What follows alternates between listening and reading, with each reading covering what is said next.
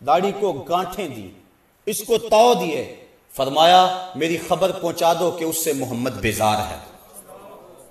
تو نہ صرف یہ کہ اس نے داڑھی رکھی ہوئی ہے اور ہے بھی وہ مقدار سنت کے مطابق، لیکن اس کو تاؤ دیتا ہے، تو حضور نے بیزاری کا اظہار کیا۔ اور جو حضور کی سنت کو ہی قطع کرتا ہے اور زبان سے وہ دعویٰ کرے کہ میں عاشق رسول ہوں، تو یہ کس طرح اس کے دعوے کو قبول کیا جائے گا؟ مرزا قتیل دہلی کا بہت بڑا شاعر تھا، اور فارسی اس دور میں قومی زبان تھی، بعد میں ریختی آئی، پھر اردو۔ ایران کا کوئی شخص تھا جس نے مرزا قتیل کے اشعار پڑھے تو بڑا خوش ہوا، دل میں ارماں جاگا کہ میں اس کی زیارت کر کے آؤں، کہ وہ بڑا صوفی مزاج کوئی بزرگ ہے، چونکہ شعروں کے اندر جو مضامین تھے وہ صوفیانہ تھے۔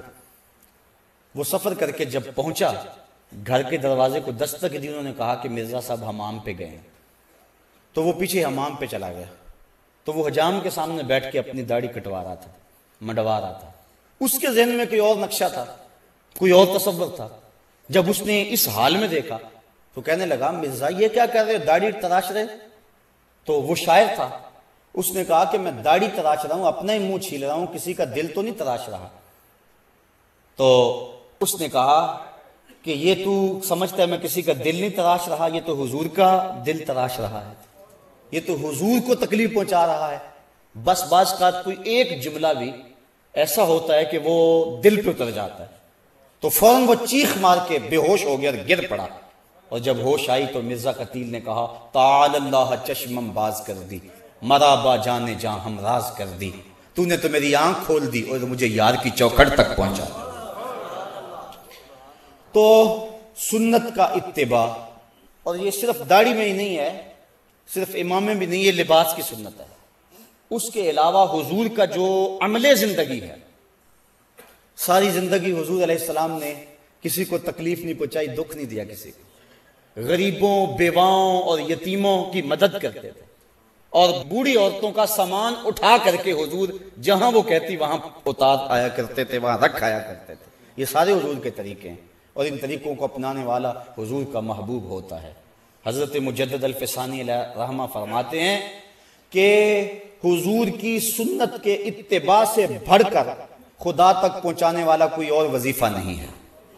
سب سے بڑا وظیفہ جو اللہ تعالیٰ تک پہنچاتا ہے بندے کو، وہ حضور کی سنت کا اتباع ہے۔ اس لیے حضرت خواجہ بزرگ شاہ نقشبند بخاری علیہ رحمہ آپ فرماتے ہیں کہ ہمارا کام سنت کا احیاء کرنا ہے اور شریعت کو رواج دینا ہے۔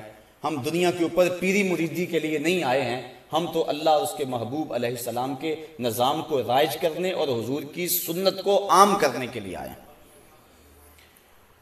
تو حضور کی سنت کا اتباع ہر معاملے میں اور ہر حال میں یہ ہمارے اوپر ایک تو لازم ہے۔ دوسری بات، بدعت۔ بدعت کیا ہے؟ ایسا وہ طریقہ جس کی مثال حضور کے دور میں نہ پائی جائے، اس کو بدعت کہتے ہیں۔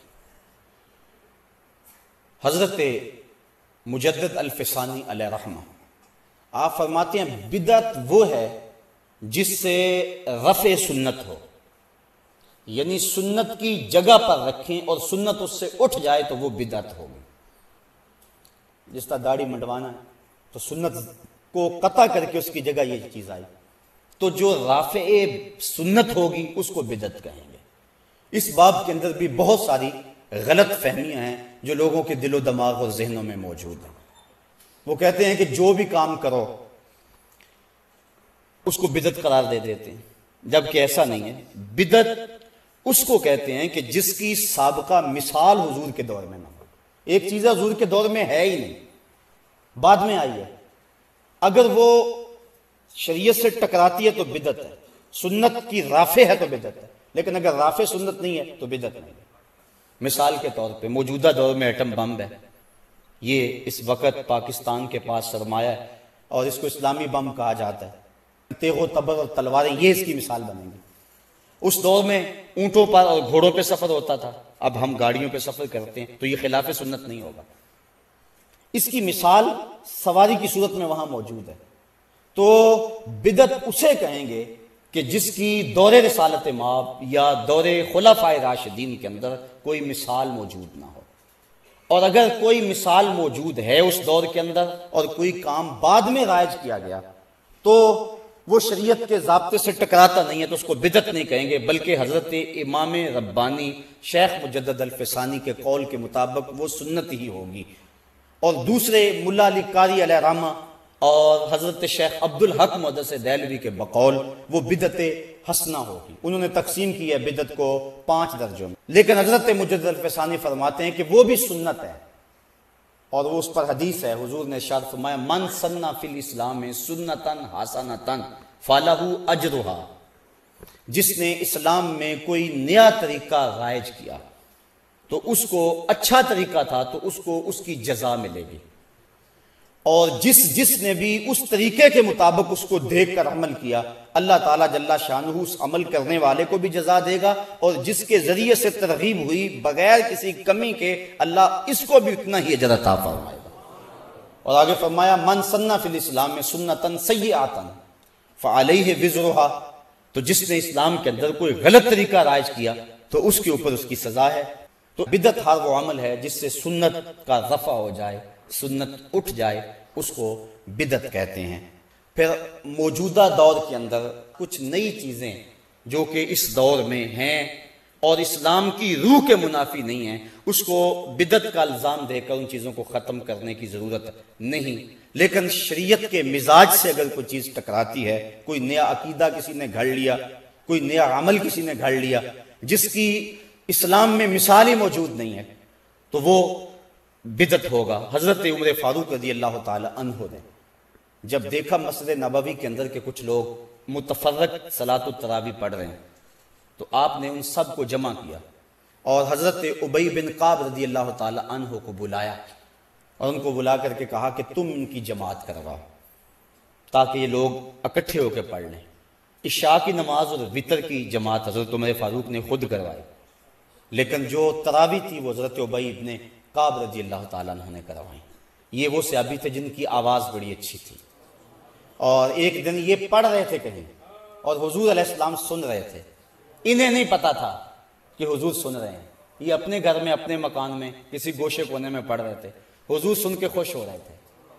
انہوں نے تلاوت ختم کی، بعد میں جب حضور سے ملاقات ہوئی تو آقا کریم علیہ السلام نے فرمایا کہ ابی تم بڑا خوبصورت پڑھ رہے تھے، مجھے تمہارا پڑھنا بڑا پسند آ رہا تھا۔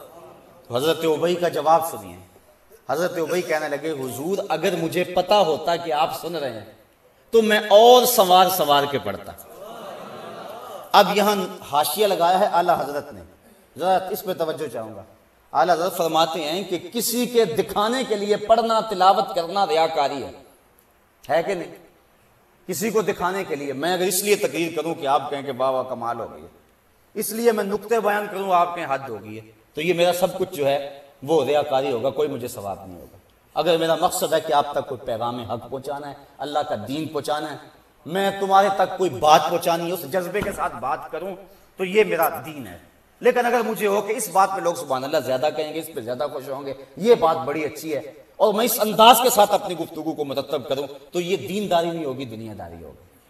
میرا مقصود یہ ہونا چاہیے، بلکہ حضرت شیخ شہاب الدین سہروردی علیہ رحمہ عوارف المعارف کے اندر لکھتے ہیں کہ جو بیان کرنے والا ہے اس کی زبان لوگوں سے محو گفتگو ہو، لیکن اس کا دل اپنے رب کے ہاں کشکول کی صورت میں پھیلا ہوا ہو اور عرض کرے مالک لفظ میرے ہیں